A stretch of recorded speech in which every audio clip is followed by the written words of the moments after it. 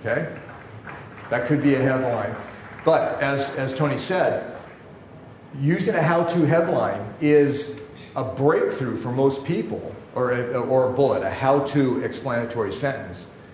Yet, when you write for the top mailers, in the contract it will actually say you cannot use how-to bullets. And the reason they do that is because, again, as Tony said, it's overused. Writers, lazy writers will have how to do this. Here I've got 2 in a row. What's interesting about this, and I wouldn't have brought it up if Tony hadn't brought it up, this is an A-list piece for a top-end mailer. I forced them to do that because I like how-tos so much that I left them in there. So I had 2 how-tos. They happen to be right next to each other in the copy because after I get all my bullets, I usually write the bullets as soon as I can. When I get my features and benefit list out, then I start writing bullets for every single one. Every single feature and the benefits, I start writing bullets, and I will have 20-page of bullets that I will start culling down to the hottest, from 100 to the hottest 20, the best, and then sort of arranging them in order. So I'm getting the hot view. I'm really nailing them.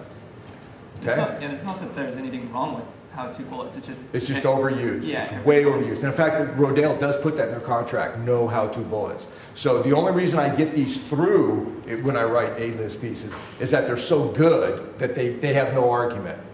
Their argument is sound. Most writers would have 20 in a row. How to do this, how to do that. Boring, boring, boring. Throwing them in the middle. And this, by the way, is like page 6 of an 8-page letter. Okay? Mac. Is there a formula for how many bullets you do use then if you're saying 20? I mean, in indirect mail, you're usually limited to an 8 to 12-page letter because of postage stuff. So there is a physical limit. Online, people are writing 40 and 100-page letters full of bullets. But I go in and I say, this is the same bullet as this one. They may not notice that, but I say, this is the same benefit, the same feature.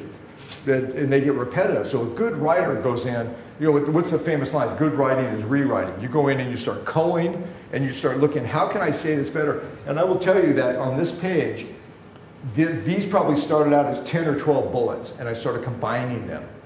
Do you rank them from the great to least? Yes. Is that you don't save the good for last. And that's another thing I do when I critique websites or something. The guys usually hide their stuff 4 screen pages down. I say, no, you want everything you can on that first screen page to go, and then you start supporting that as you go down. So yeah, you definitely you don't want to save the best for last. That's a ridiculous way to do it. Tony, go ahead.